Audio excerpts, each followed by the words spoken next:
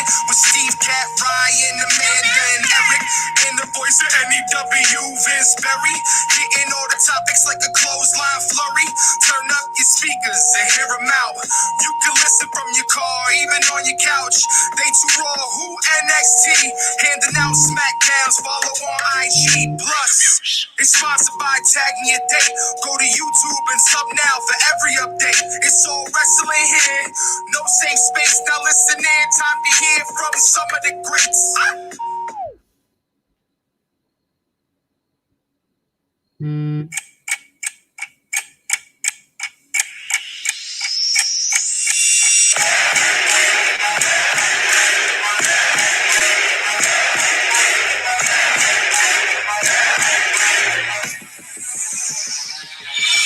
Boots laced up, green white sticky. Change the music up, but the clock's still ticking. We ballin', straight up ballin'. We ballin', straight up ballin'. North side ballin', south side. Ladies and gentlemen, welcome to another edition of the War Report podcast. No Vince Berry tonight, so I'm going to be the host. Welcome to the show. I'm solo at the moment, but we got some people joining us tonight. As you can see by the gear that I'm wearing, we're going to have the return of one Barrio Rikers, who we have not had on the show in quite some time. He should be joining us shortly. Eric is having a connection problem, but he's going to try and make it on, but we'll see. The chairman of the board is supposed to make a return. Kat may be a little late, so I may be solo for a little bit, but we're going to do the best we can to make sure that things go as smooth as possible. There definitely is a lot of things to talk about, but I think we should really start with the common bullshit of every week. Most importantly, this train wreck that we have been seeing week in and week out on Monday Night Raw. And I'm talking about Retribution, who finally got some WWE contracts, quote unquote. And we also got a little look at to who the core members are going to be. New mass. Because now I guess they're confident enough in showing a little bit of their face. I guess they kind of have determined who are going to be the core few. One of them is Dijak, who seems to be the leader. He's obviously the tallest one of the bunch. They changed up his look. It looks like they shaved his head quite a bit, gave him these red contacts. I want to talk a little bit about Dijak because, you know, we've been saying for a long time, even with his NXT run, that he's one of the best big men in the business. There's, you know, you look at guys like him, you look at guys like Keith Lee as examples. These are two big guys who are agile as shit. And, you know, I've said it time in and time out. They do things that big guys like that shouldn't be able to do. And, you know, you've got Dijak, who has a new name now. They all have these new names. I don't even know what the fucking names are. I don't even care because they're as stupid as the mask. They all look like Bane. But I don't know, man. I feel like with Dijak, this is just a step backwards. You know, it's this whole Retribution thing I said last week is dead on arrival. And it really feels like it is. And it's just getting worse and worse. You know, now they have their contracts. Now they're feuding with the Hurt Business, which is why I started with their theme music. Kind of digging Hurt Business a little more than I used to. Wondering if maybe that's going to lead to a face turn for the Hurt Business if they continue this feud with Retribution. Because Retribution, they're going to be the heels because, you know, everyone pretty much can't stand them. And they're just doing it all wrong. And the sad part is, I don't even know what the answer is to make it better than it is. You know, I said last week, I kind of made a comparison to the end of the NWO when there were just so many of them that it just got stupid. And we're starting off that way with Retribution. You got the core 4 or 5, and then, which obviously Mia Yim is one of them. And there's a few others, all the NXT people that you know, but I don't know. It just, to me, it's too much too soon. This has gone on too long. So now they're starting to rev it up by pretty much giving them names and giving them quote unquote contracts. But I don't know. To me, this is a burial. Dijak is so much better than this.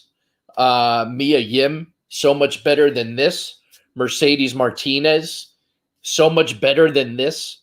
So part of me feels like I hope it doesn't last as long as it is.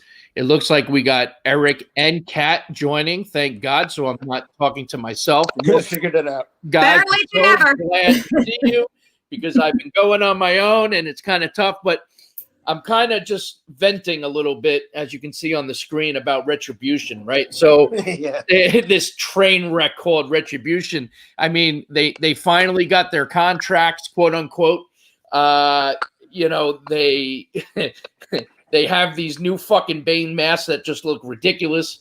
They have names that are even more ridiculous than the masks. I just feel like if they were trying to figure out a way to make it worse, they've done a great job. I just, I'm venting more so about guys like Dijak, Mia Yim, Mercedes Martinez. They're so much better than this. Dijak is one of those guys, I've said it time and time again, is one of those guys that, as big as he is, should not be able to do the shit that he does, and they make him the leader of this bullshit Retribution. I hope it gets better. I will say they are making me like the Hurt Business more. I'm kind of getting behind the Hurt Business. I like how they're rolling up the sleeves and they're defending WWE and they're coming out and saying, okay, we dress to impress and we're going to fuck you up. And I kind of dig that. Yeah. But I don't know, man. This fucking Retribution is dead on arrival, guys. What do you think? Talk to me. It is beyond ridiculous. I think it's a waste of some really, really good talent. Yeah, even Dio Madden, it's a waste of him too. Yeah, well, the last time we saw him, he was getting put through a table as a commentator on Raw. So By Brock Lesnar. what's the retribution?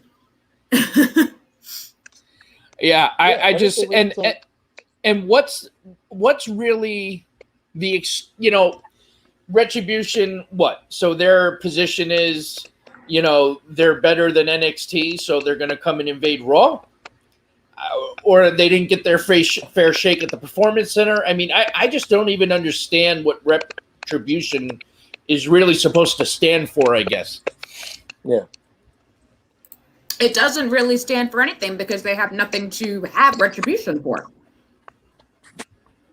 Like NWO was the New World Order, and this was the Outsiders originally. The characters they were for another company and they were invading altogether. Yeah. Well, now hold on. And I'm with you.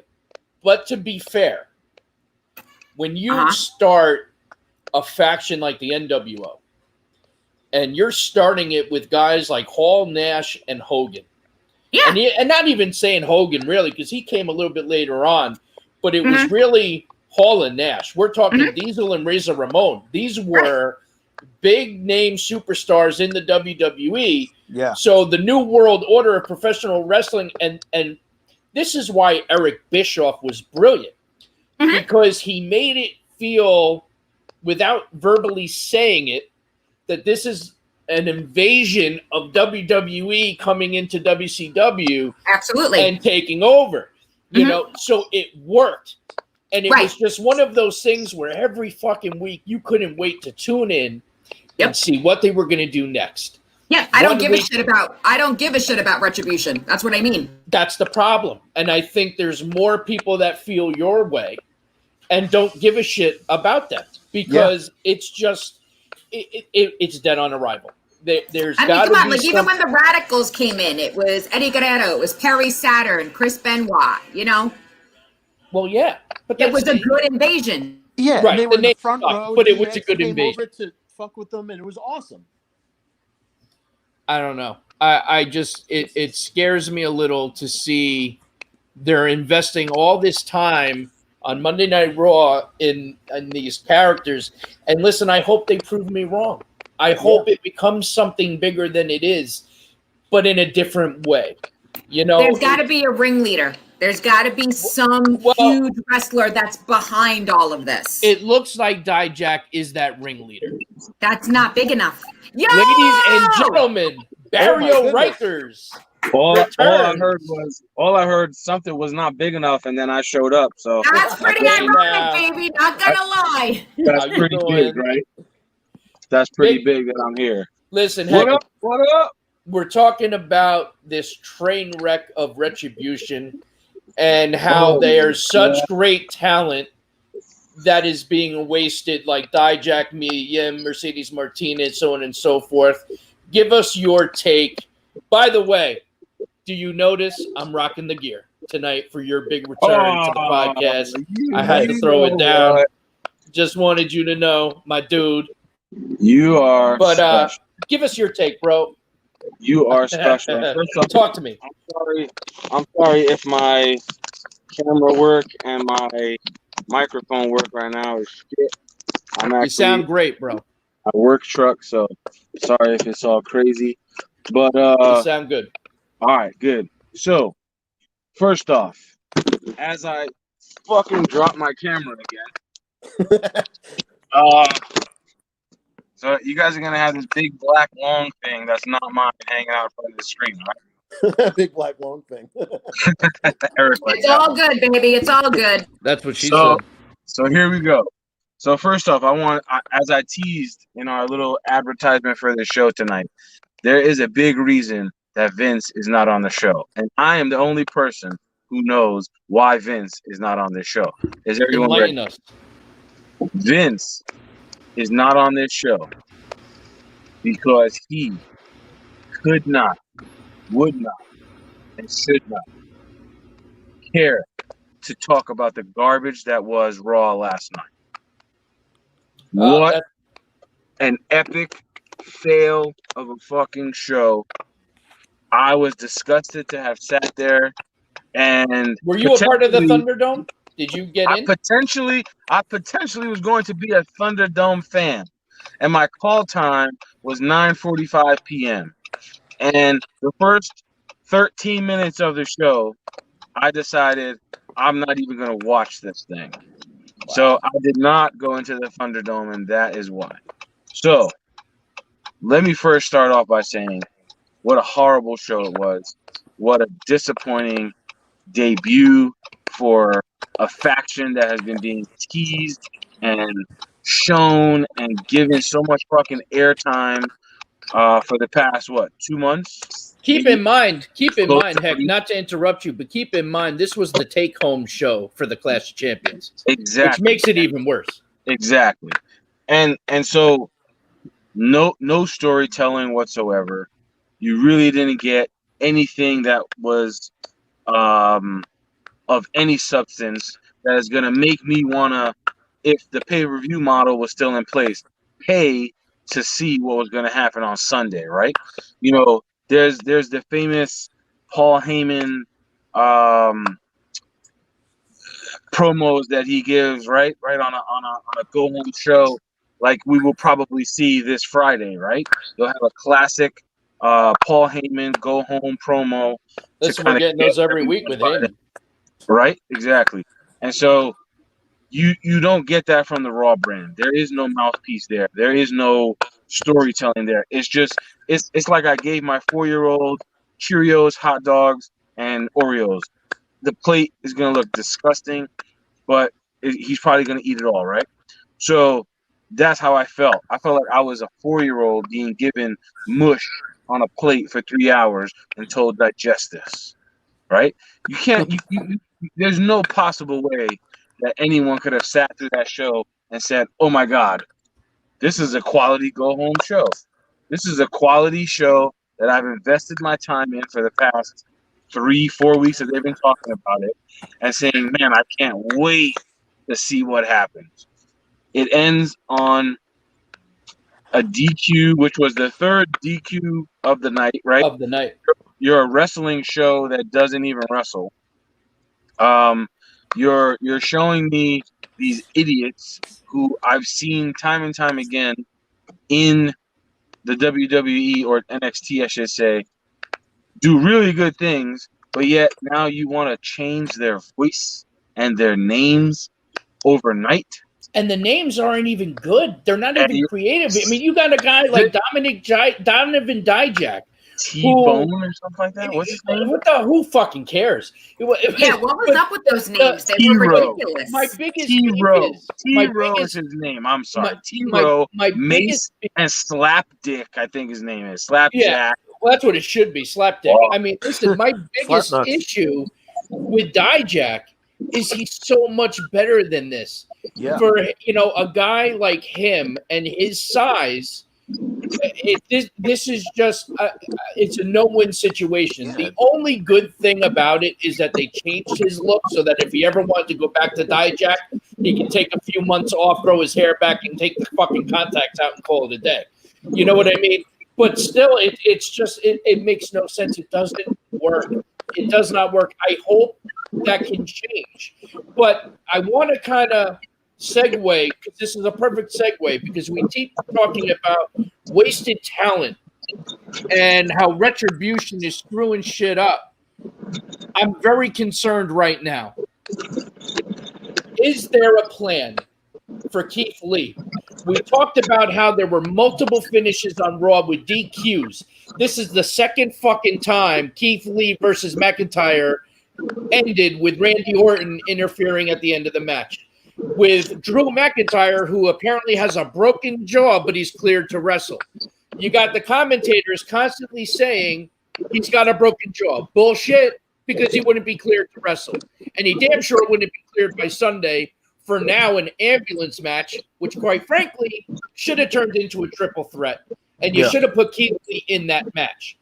I feel like there is no plan for Keith Lee, who, aside from Dijak, is one of the big men that can do things that he should not be able to do, and he's being wasted.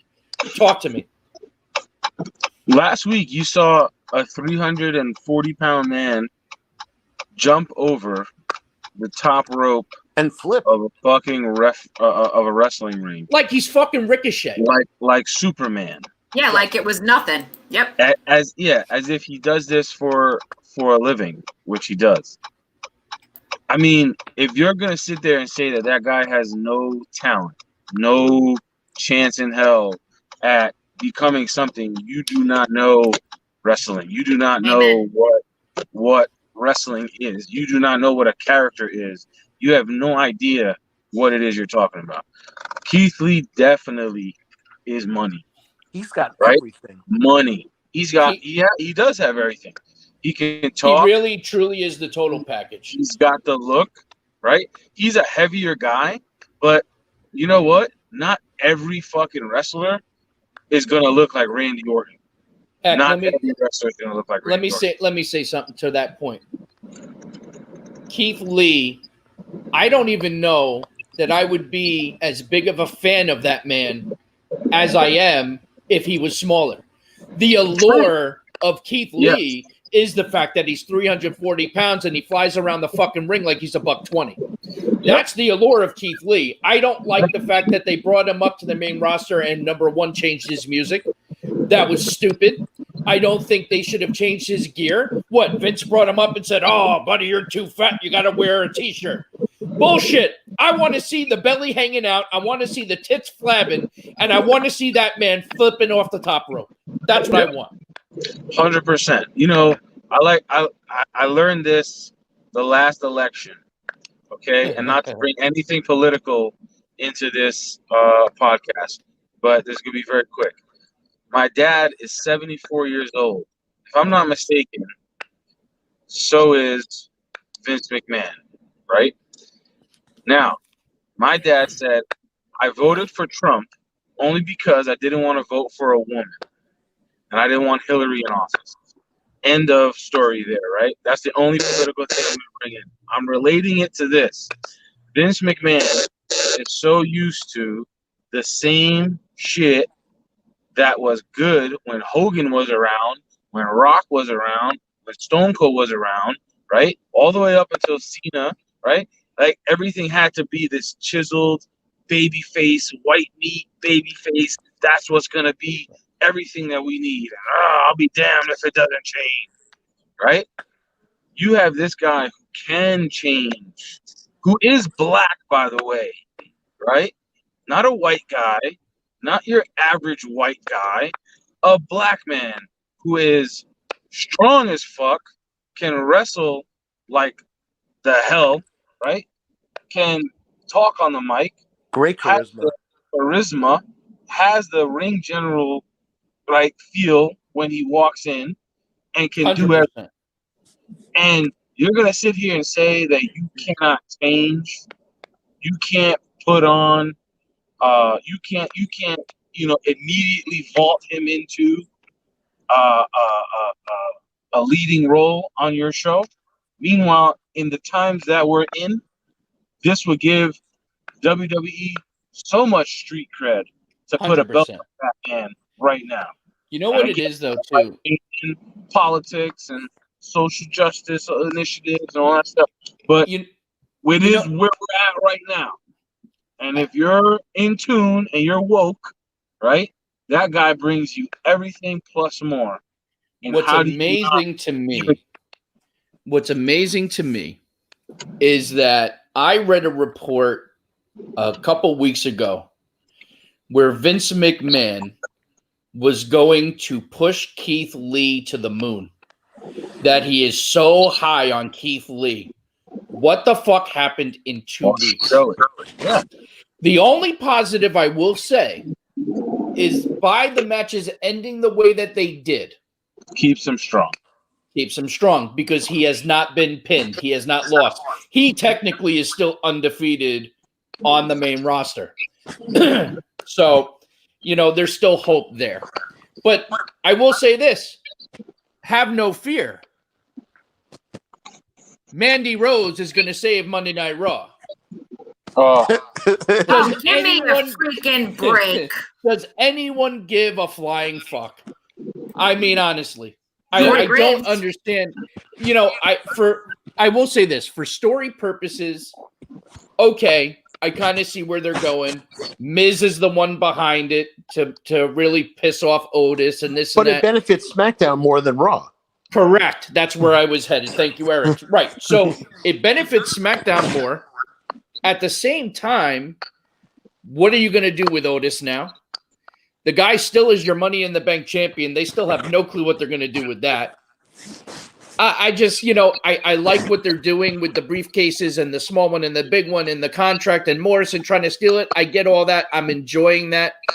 But where's it going? You know what I mean? Where's it going? Now the answer is Mandy Rose is going to move to Monday night and we're going to do all these promos and we're going to get all hyped up because Mandy Rose, I mean, listen, who gives a shit? She's no Sasha Banks. She's no Bailey. She's no Becky Lynch.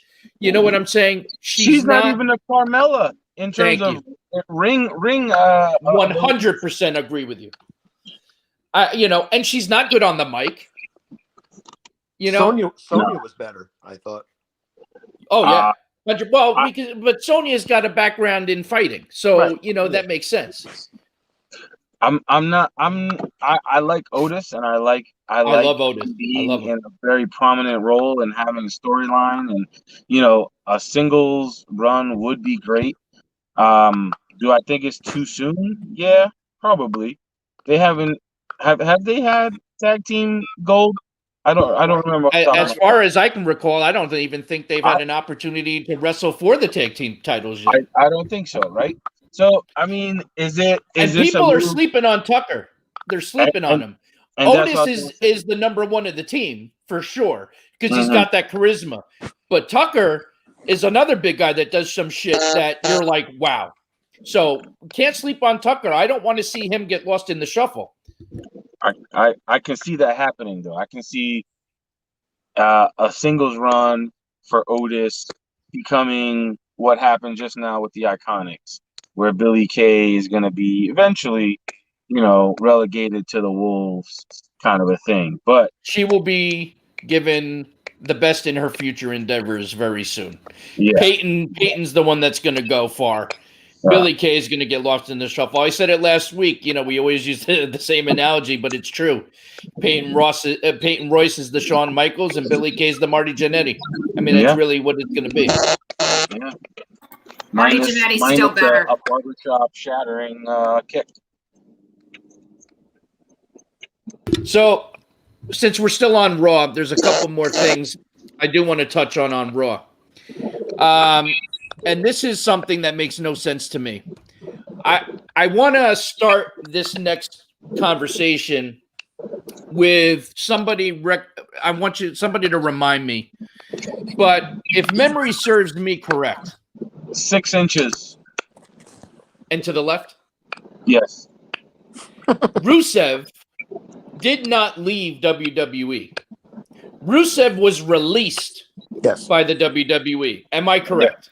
That is correct. So why are they punishing Lana for Rusev now being Miro and joining AEW? That's I don't not the understand. only reason they're punishing her. Well, I know the other reason, right? Because she's being blamed for the sponsorships outside of WWE and all that, and we'll get to that. Mm-hmm. But I feel like the punishment really didn't start until Miro debuted on AEW. And since that debut, Lana's been put through a table twice. Now, let's get one thing straight. I'm not mad at it. I can't stand Lana, and I'm totally fine watching her get put through tables. She does nothing for me. I think the whole thing with her and Natalya makes no fucking sense. It's stupid. Oh, but come on, they're boat. #boat. Yeah, nauseous. But at the same time, why would Miro getting another job? You released him. It's not like he quit. It's not like he asked to go. You gave the guy no choice. If he loves the business and you get released from quote unquote the mothership, you now have other places you can go. Impact is making a comeback. They're picking up great talent. AEW is on fire for the most part. You still got New Japan. You still sort of have Ring of Honor. So there's other avenues to go. You can't be mad at Lana for that.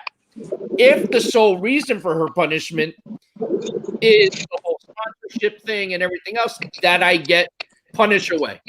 I could care less. But I feel like it's kind of both, and it ain't right. I mean, you can definitely see the correlation between the timing and the punishments. So there's clearly got to be just a little stab in the side. You know what? You threw some jabs at us in your promo, right? When you got on, you talk about the brass ring, and everybody knows the brass ring talk is a Vince McMahon thing. You got to grab the brass ring, blah, blah, blah, right? So I could see Vince saying, oh, yeah, no problem. Let me go ahead and send your wife through 2 tables 2 weeks in a row. I mean, that's probably all it's going to be. If she's off camera for a couple weeks now, a month, maybe it'll refresh. Maybe we'll kind of forget about it. Maybe time will heal all wounds. But that's all that I see that being. That's just a little, you know what? You forgot that your wife is still here, and we're going to exploit that for a little bit just to make me laugh, and, you have to put ice packs on her back at night. What's funny, too, you mentioned, laughing. One report I did read during the Retribution segment on Raw is that a lot of top officials in the back were laughing and making fun of it. And I'm kind of like, if you guys are laughing at it, how the fuck do you think that's getting portrayed to your universe? You know what I mean? Like, at what point does somebody get in Vince's ear and say, like, listen, we can still save this somehow. We just got to figure out what it is and make those changes immediately. Yeah. I think Retribution is a lost cause. Yeah. Yeah, and it's a shame because, again, you have some real talent there. I think you can resurrect it. And I think they teased it very slightly in potentially having a superstar be the head of the faction, right? We talked about the Miz potentially being one of those leaders. I don't think that's happening now, though. Who else could it be then? I don't think it's going to be Miz at this point. Who would it be? I don't know if it'll be anybody, but I think that would be the only way to rein it back in and give the storyline over to this head character who takes control, because no one is invested in T-Ro, right? That's what we have to call him. That's his name now. It's not Dijak or whatever the fuck you want to call him. I ain't calling him shit. Yeah, me neither. So now you debut, and now you have to kind of bring everybody back in with this surprise, oh shit moment where you then introduce the leader. Listen, at this point, I'd be okay with it being Vince McMahon. It was me all along. You know, like I'd be okay with it at this point. Anyone. You know what? As stupid as the storyline sounded, it would have almost been better if they I hate to say it, if they dragged this out, but if they did drag it out all the way to Survivor Series and there was like some big person that was behind the whole damn thing, like it was the WWE versus like the Invaders of Retribution, like almost pulling like a Bash at the Beach with Hulk Hogan. It would have been so much better than just the way they slapped it together last night just before at a going home show.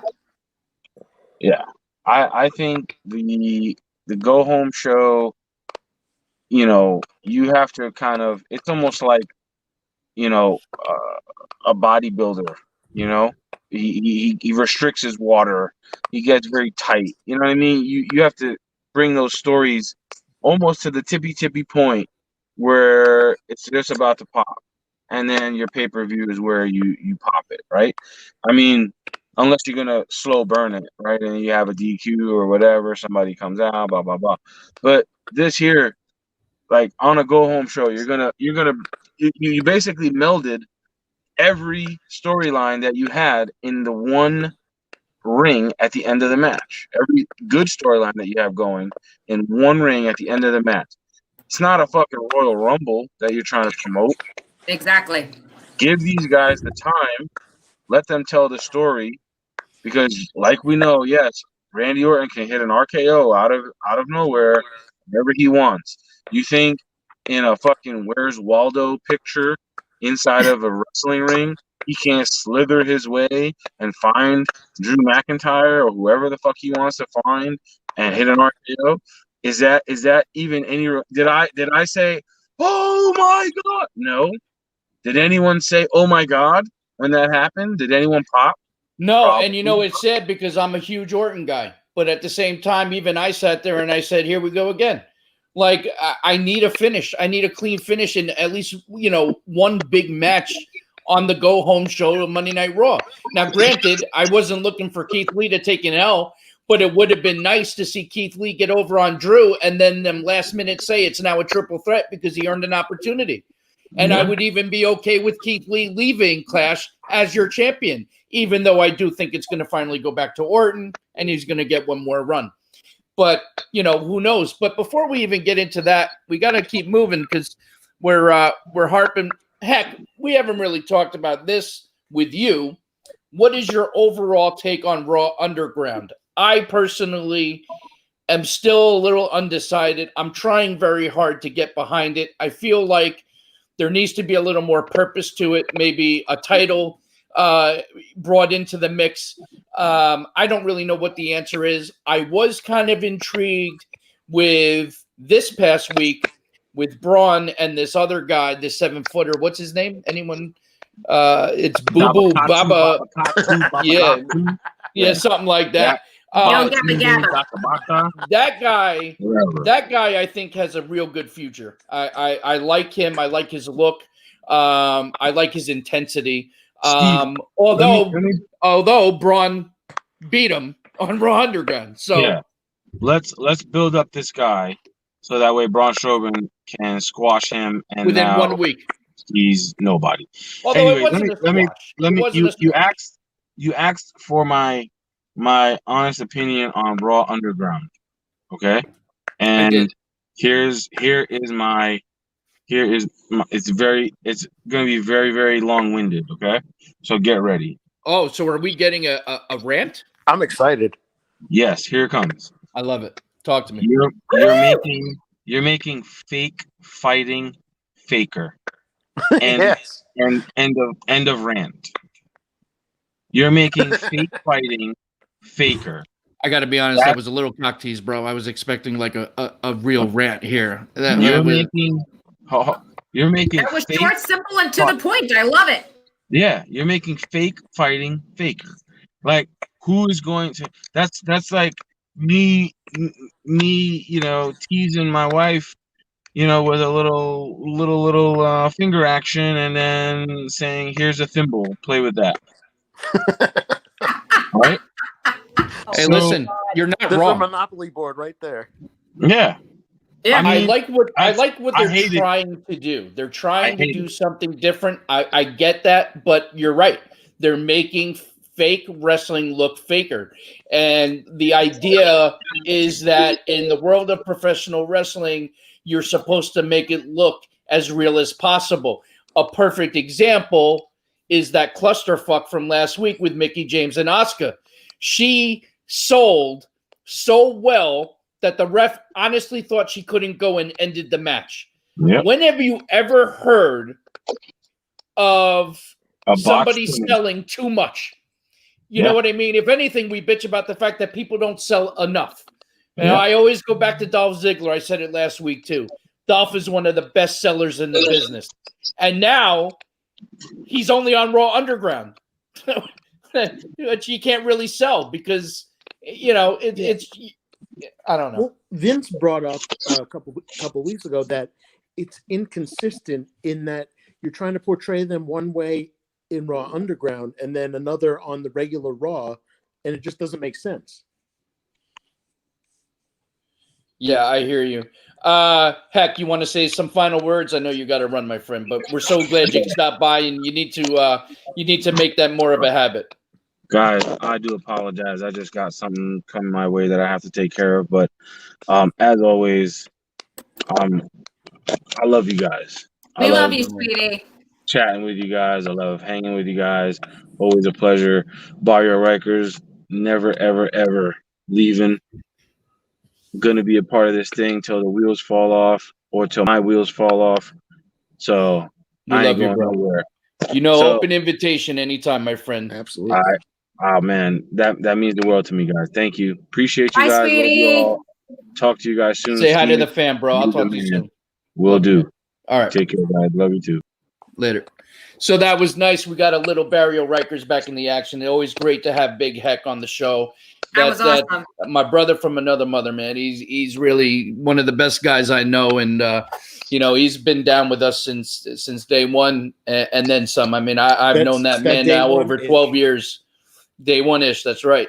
But we enough of the accomplished sappy an shit. all-gold show with him being on here too. Yeah, right. we did. True. Oh my God. So listen, enough of the smushy shit.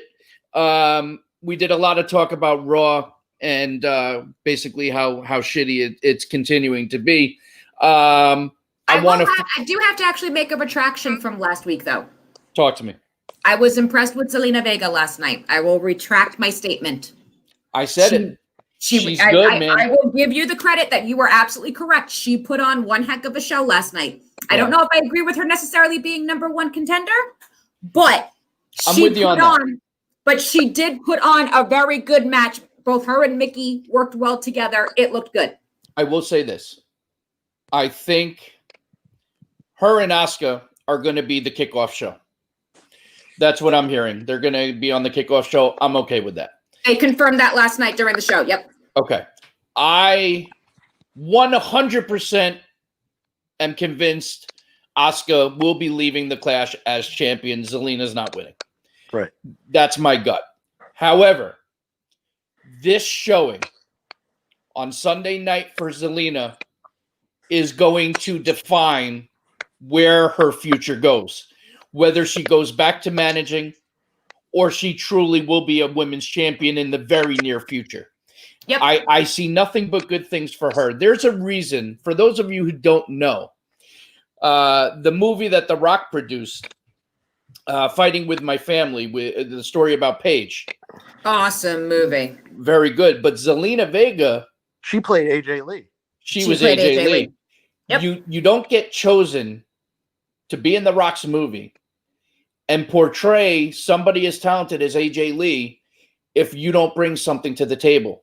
Absolutely. She is one of those, in my opinion, she is a total package. She's beautiful. She's phenomenal on the microphone and convincing, and she can wrestle. You know, she's a triple threat, and people sleep on her because of her size.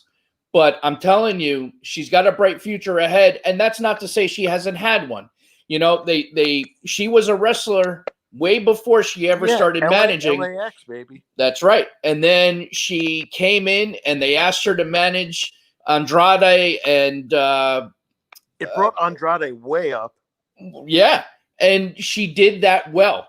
And then she expressed that she wants to get back in the ring, and she's proven that she's so good. They obviously said it was okay because now she's got new music, she's got new gear, she's wrestling, and it doesn't look like she's managing Andrade and Garza anymore because they came out and without her this week. And I, as a sidebar, I think they officially take the titles on Sunday. But we'll get into we'll do a quick little our picks coming up. But I want to kind of shift because this show is flying tonight, and I do want to shift gears a little bit.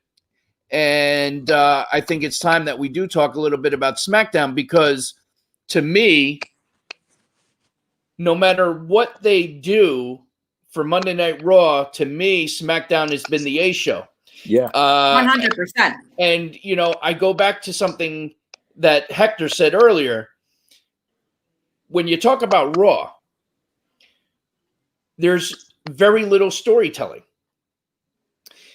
It's just, we're going to do this shit. We're just going to throw people out there and we're going to have matches and Retribution and blah, blah, blah, blah, blah. I mean, honestly, Retribution's really the biggest storyline on Monday Night Raw, and it sucks.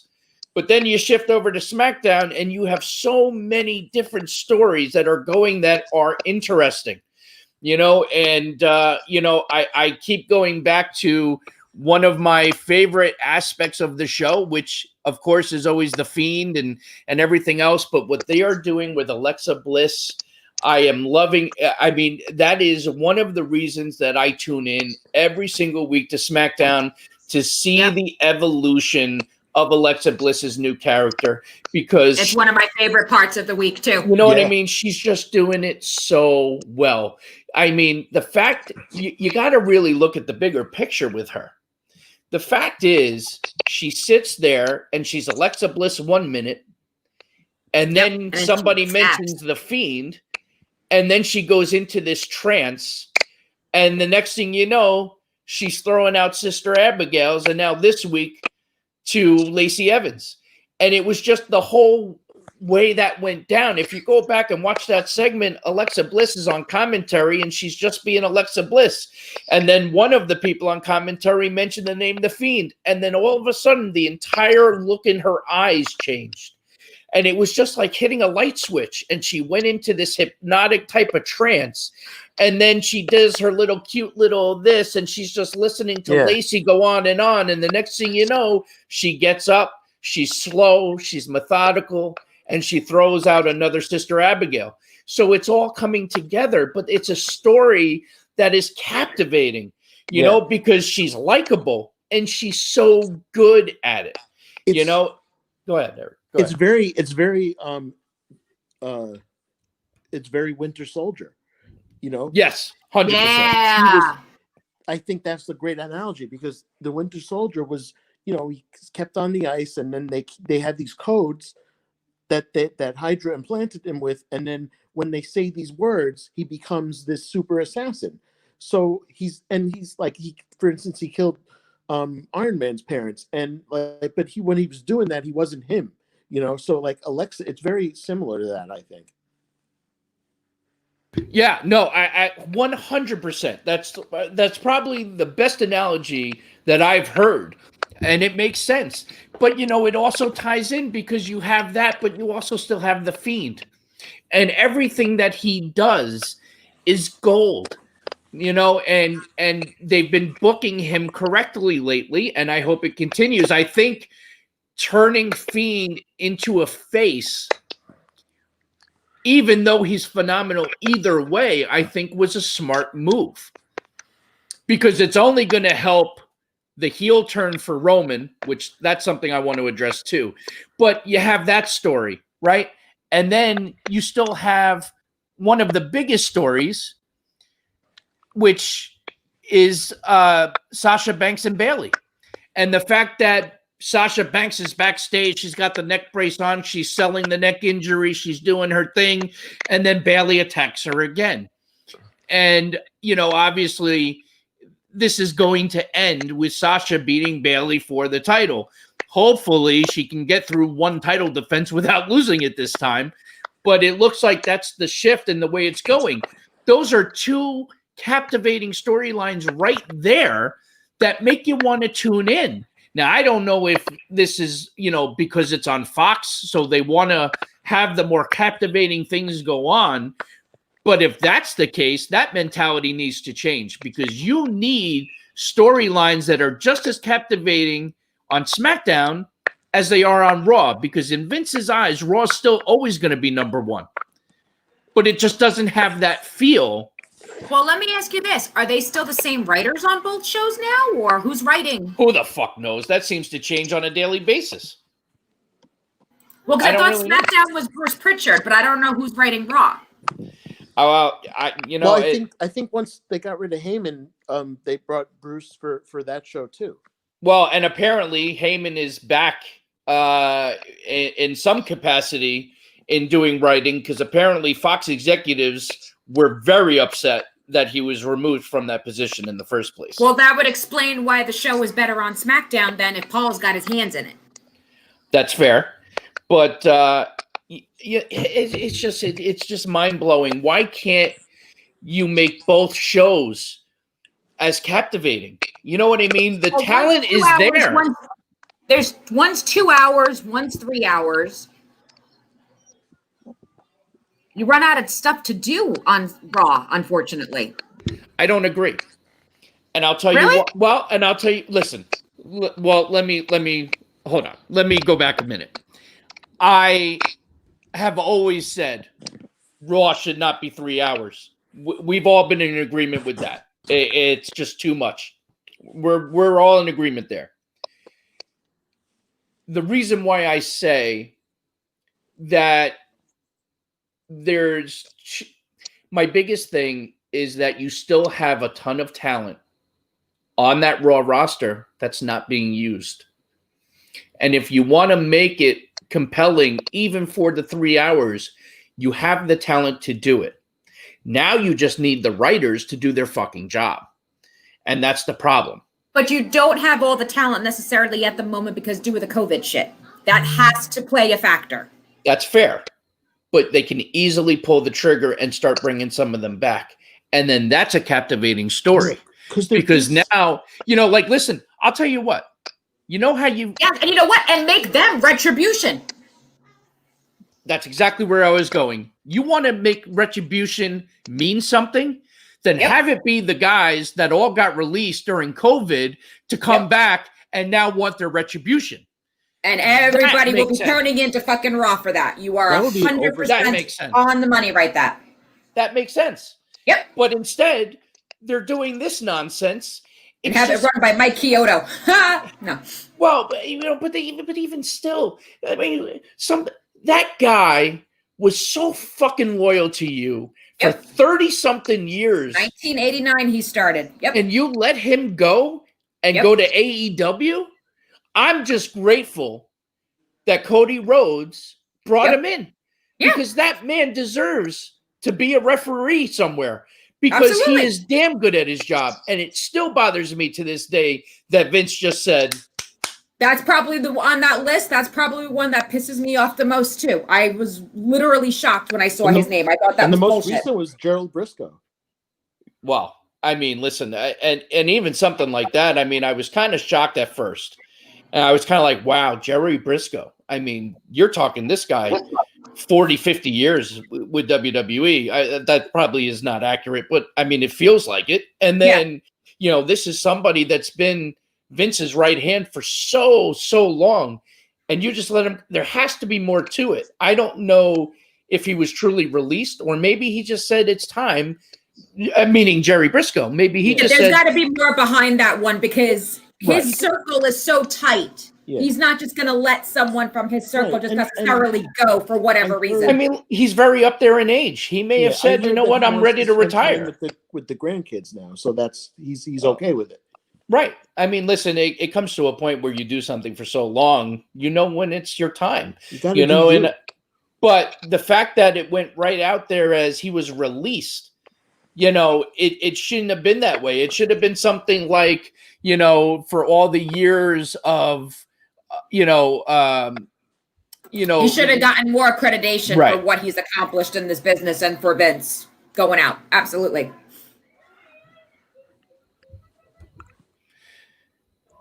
Facebook user, does it matter who's writing if Vince can tear up the script the same day? Same day. Vince McMahon has been known to rip up scripts during the show lately. So I agree with our Facebook viewer. Change the matches. Yep. Yeah. He's erratic backstage. Well, he's always been a lunatic. Yeah. And listen, you have to appreciate that to some level. He's passionate about his business. You know, people can shit on Vince McMahon all they want and say he's lost touch or this and that. At the same time, we all have to sit back and remember one thing.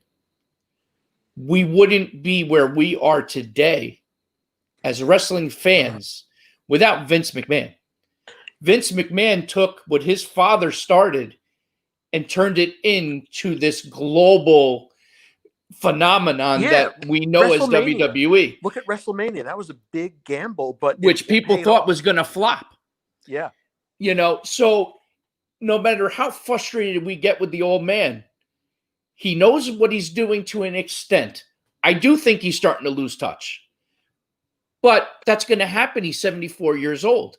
Yeah, but you got to give credit. But don't forget, the wrestling fan also today is extremely different than the wrestling fan when he originally started this business. 100%. Because it was always about the baby face and everything. You know, you rooted for the Hulk Hogan types. Nowadays, the Hulk Hogan types get booed when they come out. Right. Like John Cena and all that, Roman Reigns or whatever. They don't, you know, the cookie cutters now are not the fan favorites anymore unless you're under, you know, a certain age. Whereas it didn't matter how old we were at the time. Everybody rooted for Hulk Hogan and the Ultimate Warriors and everything like that. Oh, of course. Well, you know, listen, back then they were larger than life. You know, exactly. I mean, you know, it was incredible. I don't know, man. It's just really, it's a tough time we're in right now, and I get it. You know, but there has to be something that they can come up with. You know, it's proven that they can come up with these things because SmackDown is so compelling. There has to be some way to make Raw compelling, and hopefully they can turn this Retribution thing around because they're putting all their bags into Retribution and Seth Rollins and the Mysterio family, which is another thing. Oh my God. Do we have to talk about Maury Povich? Well, you know, listen, you are not the father. I mean, what the fuck are we doing? You know, I don't know. But I will tell you one thing as a mother, okay? Sitting there, as soon as he said she's 19, she's naive, she doesn't know, I said, oh, shit. And then she walked off. And I like how before any of that happened, I'm like, nope, that's done because you don't say that. Well, right. But you know what? I like how they're bringing Aaliyah in. She's beautiful. She is a Mysterio. For never being on the mic. For never being on the mic. she is cutting decent, small little promos. Then she had that little interaction with her and Buddy Murphy. I mean, listen, at the end of the day, she's going to turn and she's going to join Buddy Murphy. Yeah, this is going to be another Stephanie Test Triple H 2.0. Which only means that this whole Seth Rollins, Rey Mysterio deal is not ending anytime soon. So we have to just suck it up and get, now it's, holy shit, it's 7:55 already. Roman Reigns. Theory backstage, from what I'm hearing, is they did the heel turn so that people start to cheer him for being heel and ultimately is going to reroute him back to being a face. If that's true, I hope it's not, because he needs a solid, long heel run. It's working. People now are supposed to boo him, and they are. Him and Heyman together is a marriage made in heaven. I really hope they do this whole Samoan connection and they bring the Usos in and any other fucking Samoan they can find and turn it into a faction. I think there's a great story there. But that's going to be another story for SmackDown and not Raw.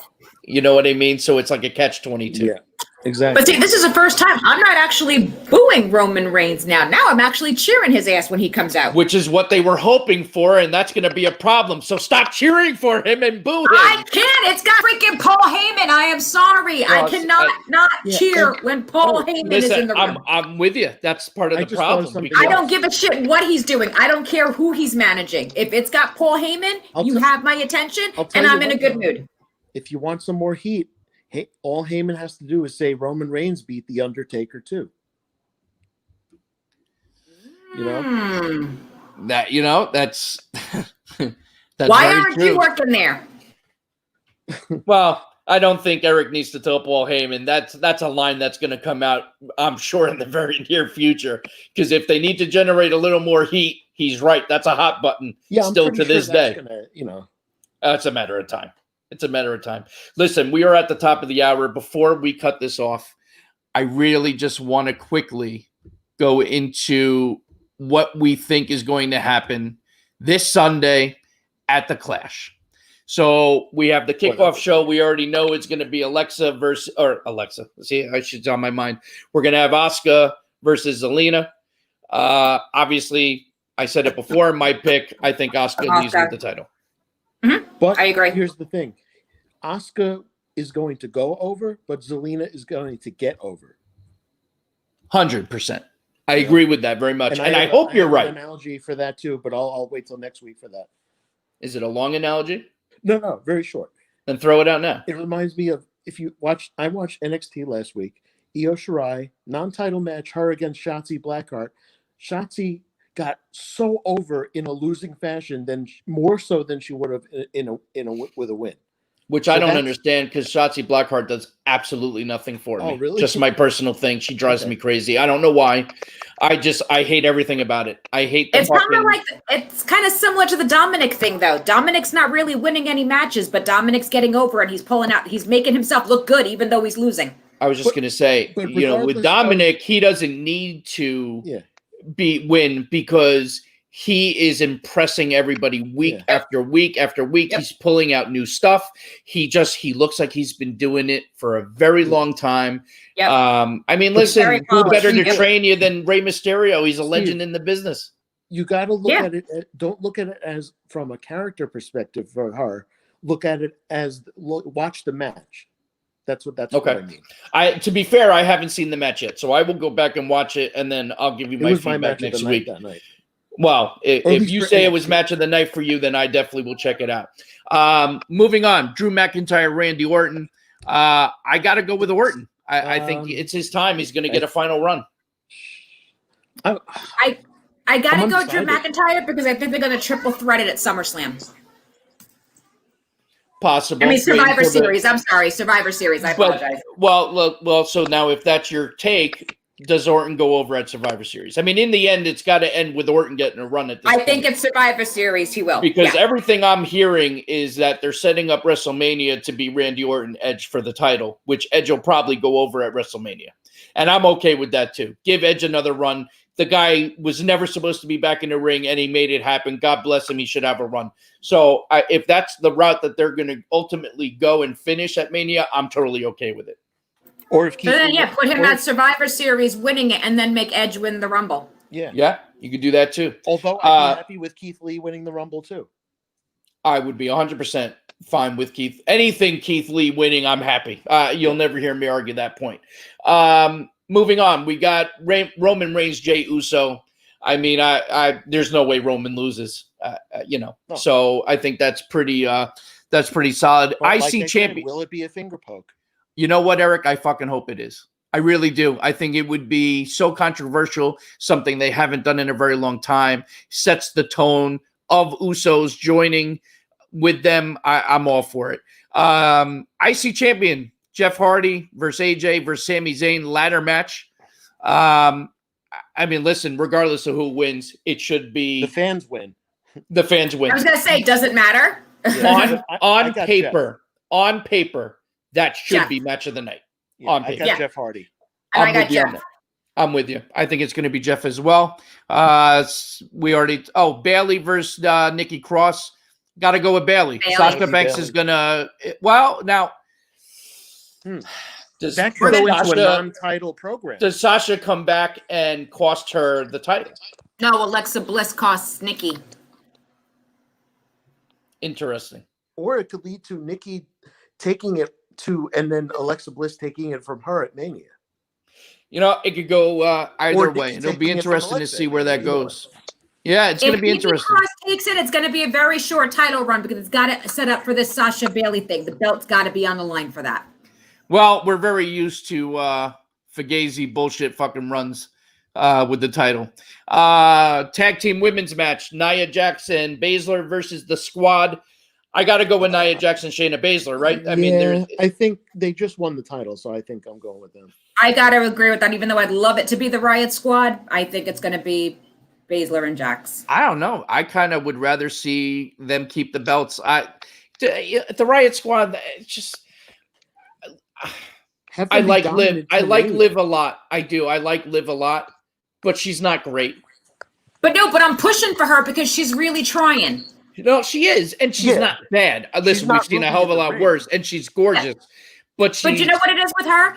I give her the credit because she really, really wants this. She's not like a Bella Twin that's looking for it to just do it and then. Right. She's not. I get that. Raw Tag Team Championships. The Street Profits versus Andrade and Angel Garza. I got to go with Andrade and Garza this time. I think they're going to leave with the belts. Profits have had them for a while. Why are you confused? Because didn't they beat the shit out of each other after Zelina left? I don't understand that. It's weird. Well, because I think they're looking at the bigger picture now. They have an opportunity to be tag champs, and I think. Listen, we've been splitting up enough teams. I think the right move is to keep them together. I think they actually are a great team together. And also, we brought this up last week that if they do split, Andrade, unfortunately, is going to get lost in the mix, and that's not fair to him. Yes, I agree. So I hope that doesn't happen. Moving on, we got Bobby Lashley, Apollo Crews. Bobby Lashley goes over, in my opinion. Lashley, I love the Hurt Business. I'm becoming a fan. It's one of the few things that they're doing really right on Raw. I agree. SmackDown Tag Team Champs, Cesaro Shinsuke versus Lucha House Party. I mean, listen, if Cesaro and Shinsuke don't beat the Lucha House Party, then they should leave the company, in my opinion. I agree. 100%. Yeah.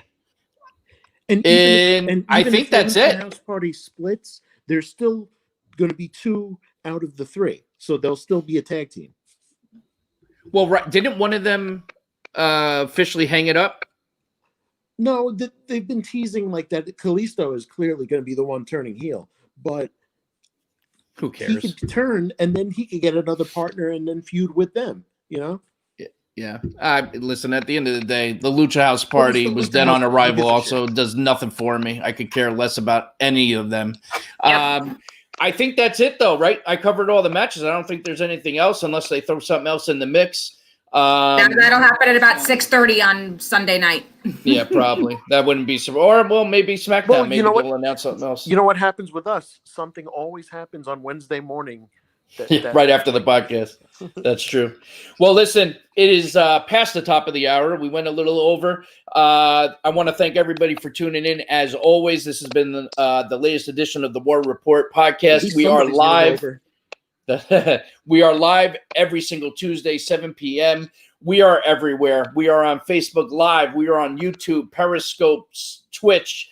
You can see the live video feed of what we do on YouTube or Facebook Live. If you want just the audio version, any single place that you can download a podcast, we are there. Just search for Tag Me a Date, who sponsors the War Report. You can find us everywhere.